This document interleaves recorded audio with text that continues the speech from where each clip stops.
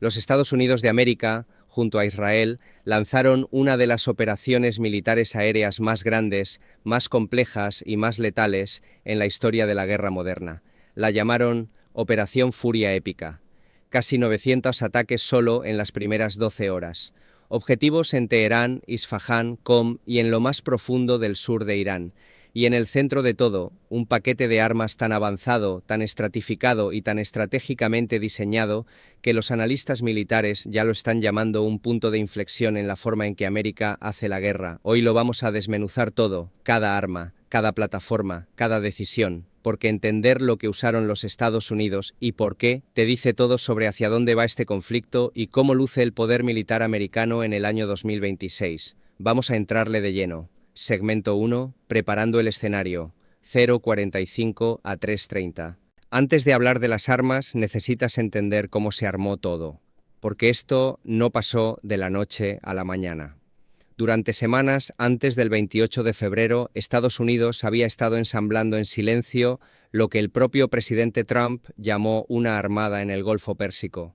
Dos grupos de ataque de portaaviones completos, el USS Abraham Lincoln y el USS Gerald R. Ford, ya estaban en posición.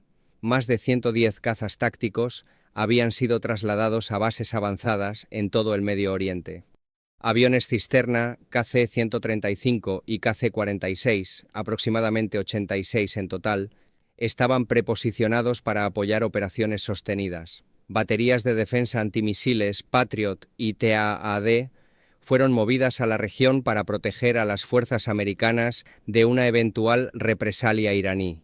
Y en silencio, lejos de las imágenes satelitales y de las especulaciones en redes sociales, algo aún más significativo estaba siendo puesto en su lugar. El Pentágono había estado construyendo hacia este momento durante meses. Conocían las redes de defensa aérea de Irán, sabían dónde estaban los misiles, sabían dónde estaban enterrados los búnkeres de mando, y habían pasado meses decidiendo exactamente cómo golpearlos, en exactamente qué orden, con exactamente las herramientas correctas para cada trabajo.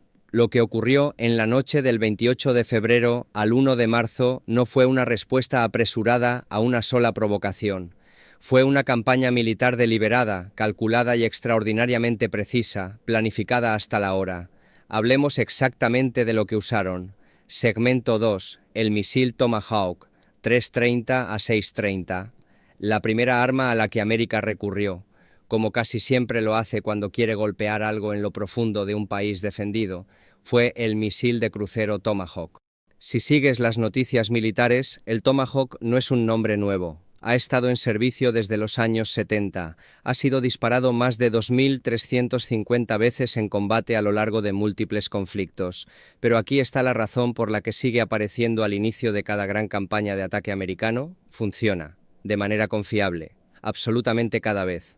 El Tomahawk Land Attack Missile, conocido como TLAM, es un misil de crucero subsónico de largo alcance. Viaja a aproximadamente 880 km por hora, que es justo por debajo de la velocidad del sonido. No es el arma más rápida del arsenal de América, pero la velocidad no es de lo que se trata el Tomahawk. La precisión y el alcance son lo que lo hace insustituible. Las variantes más modernas, el bloque cuarto y el bloque quinto, pueden golpear objetivos a más de 1.600 kilómetros de distancia. Eso significa que los destructores y submarinos americanos apostados con seguridad en el Golfo Pérsico pueden alcanzar lo más profundo de Irán sin que esos buques o submarinos entren jamás al alcance de las armas de represalia iraníes. El Tomahawk pesa alrededor de 1.500 kilogramos, lleva una ojiva convencional de 450 kilogramos y usa una combinación de navegación inercial, GPS y radar de seguimiento de terreno para encontrar su objetivo con una precisión medida en metros. Cada uno cuesta aproximadamente 1,4 millones de dólares. En la noche de la Operación Furia Épica, el Tomahawk fue el primer golpe. Antes de que un solo caza hubiera despegado de la pista, antes de que ningún bombardero hubiera soltado ninguna bomba, los misiles Tomahawk ya estaban en el aire, lanzados desde destructores de la Marina de los EUU, posicionados en el Golfo. El objetivo era claro: golpear primero los sistemas de defensa aérea iraní, cegarlos, suprimirlos, crear corredores a través de los cuales los cazas y los bombarderos pudieran seguir sin ser blancos de los misiles tierra-aire iraníes. Este es el mismo manual que el ejército americano ha usado desde la Guerra del Golfo en 1991. No lanzas todo de una sola vez, lo secuencias. Vas quitando las defensas del enemigo capa por capa, y históricamente el Tomahawk es la primera capa que quitas. Lo que resulta particularmente interesante de este ataque es que las imágenes publicadas por el CENTCOM mostraron lo que parecía ser un Tomahawk pintado con un revestimiento negro de baja observabilidad, algo que los analistas militares señalaron de inmediato. Esto sugiere que al menos algunos de los Tomahawks disparados el 28 de febrero estaban equipados con algún tipo de material absorbente de radar o de camuflaje furtivo. Esta es una variante que no había sido ampliamente discutida públicamente antes. Si se confirma, significa que incluso el misil de crucero más antiguo y confiable de América recibió una importante actualización furtiva específicamente para esta misión. Segmento 3. Los cazas furtivos F-35 y F-22, 6:30 a 9:30. Mientras los Tomahawks ya volaban hacia sus objetivos, los cazas furtivos estaban entrando al espacio aéreo iraní a baja altitud, rápidos y silenciosos. Empecemos con el F-35 Lightning II, porque jugó varios roles críticos en esta operación. El F-35 es el caza furtivo multifunción de quinta generación de América. Existen tres variantes: el F-35A para la Fuerza Aérea, el F-35B para los marines y el F-35C basado en portaaviones. En la operación Furia Épica, las tres variantes estuvieron activas en diferentes partes de la misión. Las imágenes publicadas oficialmente por el CENTCOM mostraron claramente F-35C Lightning Sequence del escuadrón BMFA 314 del Cuerpo de Marines, operando directamente desde la cubierta del USS Abraham Lincoln.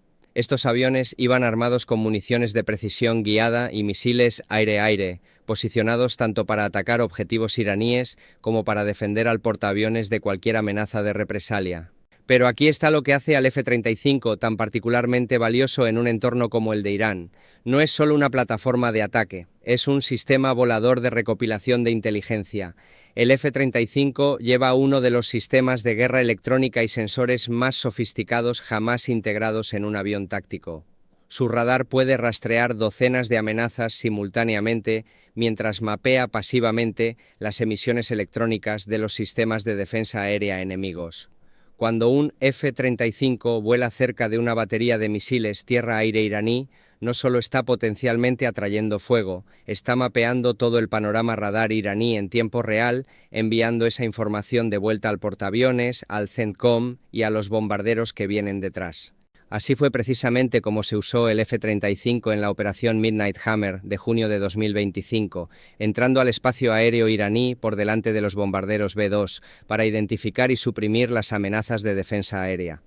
En esa operación, como el propio Trump confirmó después, no se detectó ni un solo disparo defensivo iraní, en gran parte porque los ataques israelíes durante las semanas anteriores ya habían degradado significativamente las redes de misiles tierra-aire de Irán. En febrero de 2026, esa degradación era aún más completa y los F-35 se movieron con aún mayor libertad. Trabajando junto a los F-35 estaban los F-22 Raptor, el caza de dominio aéreo dedicado de América. El F-22 había sido desplegado por adelantado en la base aérea de Ofda en Israel en los días previos al ataque.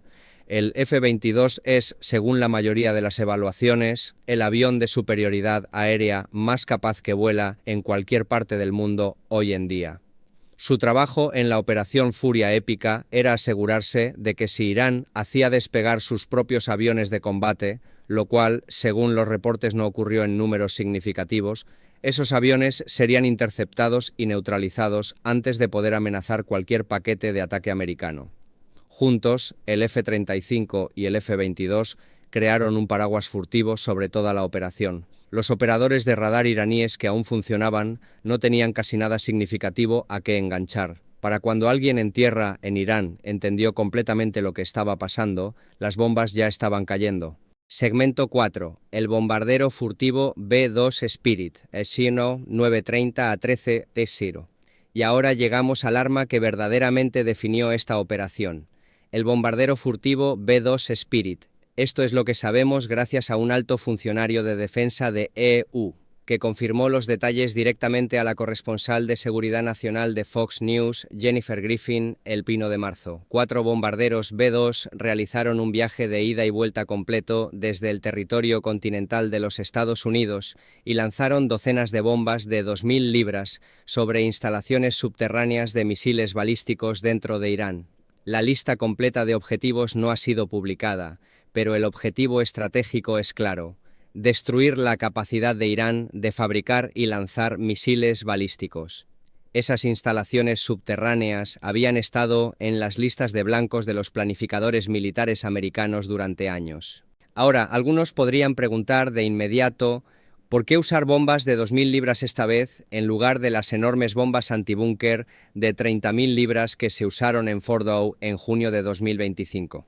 Esa es en realidad una pregunta muy importante, y la respuesta te dice mucho sobre cómo funciona la selección de blancos militares. El B-2 no es un avión de un solo truco. Sí, es el único avión en el mundo capaz de llevar el GBU-57 Massive Ordnance Penetrator, esa arma enorme específicamente diseñada para atravesar más de 60 metros de concreto reforzado para destruir instalaciones profundamente enterradas. Pero el B-2 también puede llevar hasta 80 de las bombas de precisión más pequeñas de 500 libras o 16 de las municiones guiadas JDAM de 2.000 libras más pesadas.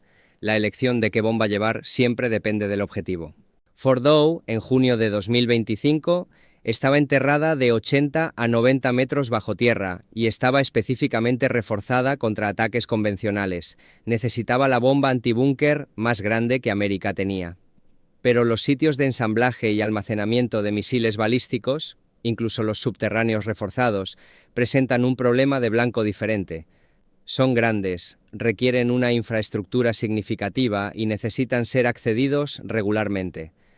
Eso los hace más vulnerables a las armas de precisión que una sala de centrífugas de enriquecimiento profundamente enterrada. Y una bomba JDAM guiada de 2.000 libras, lanzada con precisión GPS a pocos metros del objetivo, va a devastar absolutamente cualquier instalación de almacenamiento de misiles balísticos. Ahora hablemos de lo que realmente se necesita para llevar bombarderos B-2 sobre Irán desde Missouri. La base de la Fuerza Aérea de Whiteman está en el centro geográfico del territorio continental de los Estados Unidos, a aproximadamente 9.000 millas de Teherán por vía aérea. El viaje de ida y vuelta es cercano a las 18.000 millas. El B-2 tiene un alcance de aproximadamente 11.000 kilómetros sin reabastecimiento de combustible. Eso significa que en una misión como esta requiere múltiples reabastecimientos de combustible en el aire, desde aviones cisterna mientras vuela a gran altitud sobre múltiples continentes. El B-2 vuela alto y rápido, es prácticamente invisible al radar por su distintiva forma de ala volante, sus materiales compuestos que absorben el radar y la manera en que sus emisiones de calor están gestionadas para minimizar la firma térmica. Volar esa distancia, reabastecerse múltiples veces en absoluto silencio de radio, penetrar uno de los entornos de defensa aérea más alertas del Medio Oriente, soltar bombas con precisión milimétrica sobre instalaciones subterráneas reforzadas y regresar a casa sin un solo avión perdido ni un solo miembro de la tripulación americano herido. Ese es un nivel de planificación operacional y capacidad de ingeniería aeroespacial que genuinamente muy pocas naciones en la Tierra pueden siquiera conceptualizar y mucho menos ejecutar con éxito. Los Estados Unidos pueden hacerlo, y en la noche del 28 de febrero lo demostraron una vez más. Segmento 5. El dron Kamikaze Lucas 1300 a 1630. Aquí es donde toda esta operación se vuelve genuinamente histórica, y quiero que prestes mucha atención a esta parte, porque lo que pasó con este sistema de armas en particular va a redefinir la manera en que las grandes potencias militares hacen la guerra durante la próxima generación. Sí. Por primera vez en la historia del combate americano, el ejército de los EEU desplegó un arma llamada LUCAS. Esas siglas significan Low Cost Unmanned Combat Attack System, sistema de ataque de combate no tripulado de bajo costo. Y la historia detrás de esta arma es casi demasiado extraña para creerla. LUCAS es un dron de ataque de ida, es decir, no regresa. Vuela hacia su objetivo, se lanza sobre él y detona en el impacto. Lo que hace a Lucas genuinamente extraordinario, y francamente una de las historias militares más irónicas en la memoria reciente, es de dónde proviene su diseño. Lucas está basado casi completamente en el dron iraní Shahed 136. El ejército de los Estados Unidos tomó el diseño del propio dron kamikaze de Irán, lo reingeniorizó, lo reconstruyó con tecnología americana, integró controles de vuelo de inteligencia artificial y software de coordinación autónoma y luego lo usó para atacar al ejército iraní. Déjalo reposar un momento. El Shahed 136 es el mismo dron que Irán ha estado suministrando a Rusia en cantidades enormes para atacar ciudades e infraestructura civil ucranianas. Es el mismo dron que los grupos proxy apoyados por Irán han estado usando para hostigar buques de guerra americanos en el Mar Rojo y atacar bases militares de los en Irak y Siria, y ahora ha sido reingeniozado, mejorado y lanzado contra el mismo país que diseñó el original. La versión americana, Lucas, es fabricada por Spectre Works, una empresa de tecnología de defensa con sede en Phoenix, Arizona. Pasaron de la presentación pública del concepto al despliegue de combate confirmado en aproximadamente 7 meses. Para cualquiera que entienda cómo funciona normalmente la adquisición de defensa americana, con programas que rutinariamente toman de 5 a 10 años desde el concepto hasta el despliegue, ese cronograma es casi incomprensible. 7 meses desde el anuncio hasta el uso real en combate. El armazón mide aproximadamente 3 metros de longitud con una envergadura de 2.4 metros. Tiene un alcance estimado entre 700 y más de 1.500 kilómetros. Lleva una carga explosiva de 18 kilogramos y cuesta $35.000 por unidad. Piensa en lo que ese número significa en términos militares. Un solo misil de crucero Tomahawk cuesta $1.4 millones. Un solo dron MQ-9 Reaper, que sí regresa y puede reutilizarse, cuesta decenas de millones de dólares dependiendo de la configuración. Lucas cuesta $35.000. Por el precio de un solo Tomahawk puedes comprar y lanzar 40 drones Lucas simultáneamente. Por el precio de un solo MQ-9 podrías desplegar cientos de ellos. Y ese es el concepto estratégico completo detrás de Lucas, una doctrina que el Pentágono llama masa asequible. Aquí está la razón por la que la masa asequible importa tanto.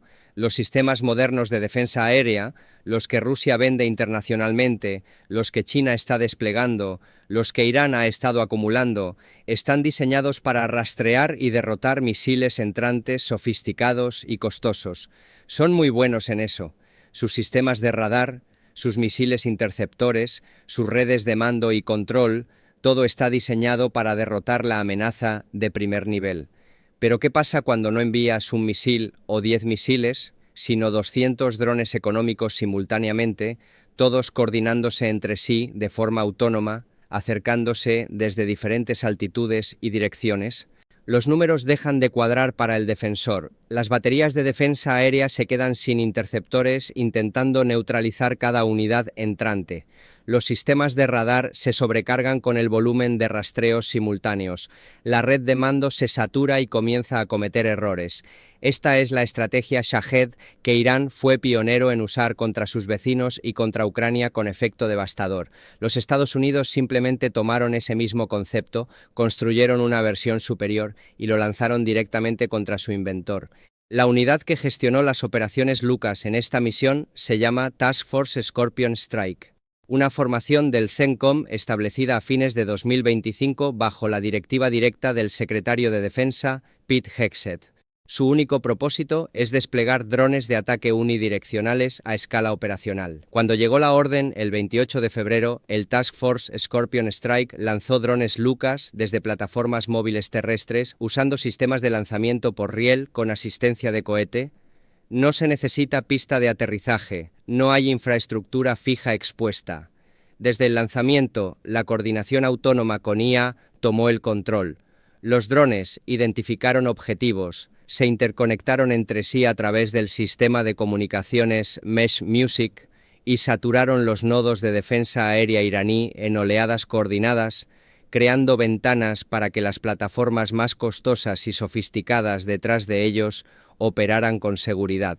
Varios drones estaban equipados con terminales satelitales Starlink, dándoles capacidad de navegación y de orientación precisa incluso en entornos donde los sistemas de guerra electrónica iraníes estaban activamente bloqueando las señales GPS. Ese es un detalle significativo. Significa que estas armas relativamente simples y económicas mantuvieron efectividad operacional incluso dentro de un entorno electrónicamente disputado. Los E.Q acaban de demostrar que han dominado completamente el concepto de masa asequible, y los demás ejércitos importantes del mundo tomaron nota de inmediato.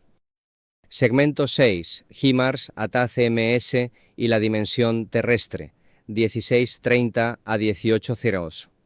Más allá de los componentes aéreos y marítimos, hubo una tercera dimensión en la operación Furia Épica que ha recibido menos cobertura en los reportes iniciales, pero que merece toda tu atención: la artillería cohete de precisión terrestre.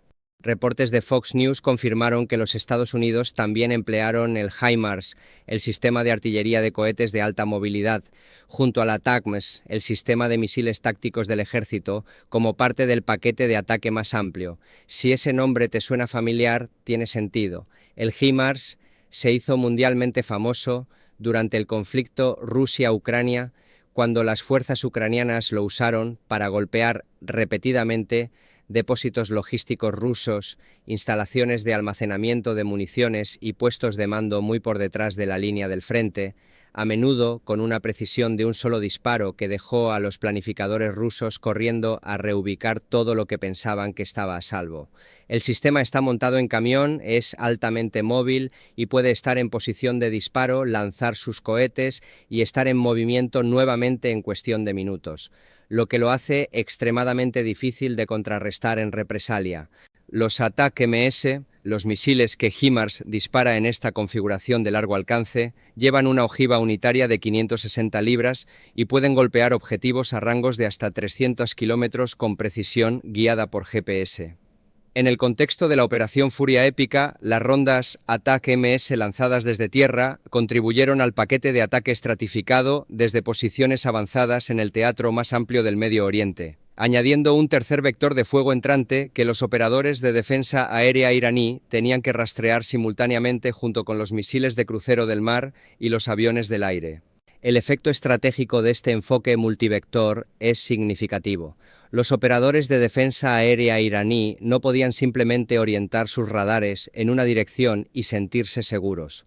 Las amenazas llegaban simultáneamente desde el Golfo Pérsico, desde arriba, y desde posiciones terrestres en diferentes rumbos de brújula. Ninguna red de defensa aérea, independientemente de su sofisticación, puede derrotar simultáneamente ataques optimizados desde tres direcciones diferentes a la vez. Esto es exactamente lo que quiso decir el secretario Hegseth cuando la llamó la operación aérea de precisión más compleja de la historia. La complejidad no estaba solo en el número de aviones involucrados, estaba en la coordinación deliberada de sistemas terrestres, marítimos, aéreos y no tripulados a través de múltiples zonas de mando geográfico, todos golpeando al mismo tiempo. Segmento 7. La respuesta de Irán y la capa defensiva. 18 foro a 19:15. Irán no iban a absorber esto sin responder. Pocas horas después de que los primeros ataques americanos aterrizaran dentro de su territorio, Irán lanzó sus propias ráfagas de represalia, oleadas de misiles balísticos y drones de ataque Shahed dirigidos a instalaciones militares de los EE.U en Qatar, Bahrein, Kuwait y los EEU. Los drones iraníes golpearon la terminal del Aeropuerto Internacional de Dubái, causando daños estructurales significativos. Un dron impactó el Hotel Crown Plaza en Bahrein, provocando incendios y evacuaciones de emergencia. Salvas de misiles fueron dirigidas a bases militares americanas en Irak, Arabia Saudita y Jordania. Irán incluso disparó misiles contra instalaciones militares británicas en Chipre, pero aquí es donde meses de preposicionamiento americano rindieron sus frutos completamente. Ya en posición, antes de que el primer avión de ataque de los EE-1 se hubiera rodado siquiera hasta la pista, estaban las baterías de defensa aérea Patriot, los sistemas THAAD y los interceptores de misiles estándar a bordo de buques de guerra de la Marina de los EEU en toda la región. En el momento en que los misiles balísticos y los drones iraníes comenzaron a salir de sus puntos de lanzamiento, estos sistemas defensivos americanos en capas se activaron. El CENTCOM confirmó después que no hubo bajas militares americanas como resultado de la represalia iraní, y los daños fueron descritos como mínimos. Las fuerzas británicas en la Rafah Crotiri interceptaron con éxito 2 misiles iraníes que se dirigían hacia Chipre. Los F-35 y F-22 de los EUU mantuvieron patrullas de combate aéreo continuas sobre la región, asegurando que los aviones iraníes no pudieran sumarse al esfuerzo de represalia de ninguna manera significativa. El estrecho de Hormuz, una de las vías marítimas más críticas del mundo, por la cual pasa aproximadamente el 20% de los suministros mundiales de petróleo, quedó efectivamente cerrado. Aproximadamente 150 barcos de carga, muchos de ellos petroleros, quedaron atrapados sin poder transitar. El espacio aéreo del Golfo cerró completamente, suspendiendo las operaciones de vuelo comercial en los principales centros internacionales en Dubái, Doha, Kuwait y Abu Dhabi. El mundo estaba observando en tiempo real, y lo que estaba viendo era al ejército americano ejecutando una de las operaciones de múltiples dominios más complejas en la historia del conflicto armado, mientras simultáneamente defendía a su propio personal y aliados de una ráfaga de represalia sostenida, sin una sola baja de combate confirmada de los EUU en la fase inicial. Cierre 19:15 a 20 ceros. Entonces pongámoslo todo junto, porque esto es lo que el paquete completo de armas de la Operación Furia Épica nos dice sobre dónde se encuentra hoy el poder militar americano. Los misiles de crucero Tomahawk abrieron la puerta, atravesando las defensas aéreas iraníes desde el mar, estableciendo los corredores que todo lo demás necesitaba atravesar. Los cazas furtivos F-35 y F-22 se deslizaron por esos corredores como fantasmas, mapeando emisiones de radar, suprimiendo amenazas residuales, estableciendo superioridad aérea total sobre el espacio aéreo iraní en las horas de apertura. 4 bombarderos furtivos B-2 Spirit volaron desde el corazón de América hasta el corazón de Irán, lanzando bombas de precisión sobre instalaciones subterráneas de misiles balísticos que Irán había pasado años construyendo y reforzando. Los drones Lucas, el diseño kamikaze del propio Irán reingeniorizado y mejorado, enjambaron los nodos de defensa aérea iraní en oleadas coordinadas guiadas por IA a una fracción del costo de cualquier arma tradicional. HIMARS y ATA-CMS aportaron fuego de precisión terrestre desde un tercer vector simultáneamente. Y Patriot y THAAD interceptaron la represalia iraní antes de que pudiera causar daños significativos a las fuerzas y activos americanos. Esto no fue simplemente un ataque contra Irán, fue una demostración de lo que el ejército americano puede hacer cuando se compromete con un objetivo. 7 plataformas de armas, múltiples dominios, coordinados a través de tierra, mar y aire, entregados simultáneamente desde múltiples direcciones geográficas, resultando en la aplicación más concentrada de poder de fuego militar americano en una generación, según la propia evaluación del CENTCOM. Ya sea que veas esta operación como una acción estratégica necesaria o como una escalada peligrosa con consecuencias que la región estará enfrentando durante años, ese debate es real y tiene importancia. Pero en la dimensión puramente militar, lo que ocurrió el 28 de febrero y el 1 de marzo de 2026 será analizado en academias militares de todo el mundo durante décadas. Las armas fueron extraordinarias, la coordinación fue extraordinaria. Y los resultados, en términos de objetivos destruidos con 0 bajas de combate americanas en la fase inicial, hablan por sí solos. Voy a seguir cubriendo cada desarrollo a medida que esta historia continúa desarrollándose, desde la pregunta de qué viene ahora para el liderazgo de Irán, hasta las consecuencias regionales, hasta lo que esto significa para el equilibrio global del poder militar. Suscríbete para no perderte nada. Mantente informado, mantente alerta. Nos vemos en el próximo.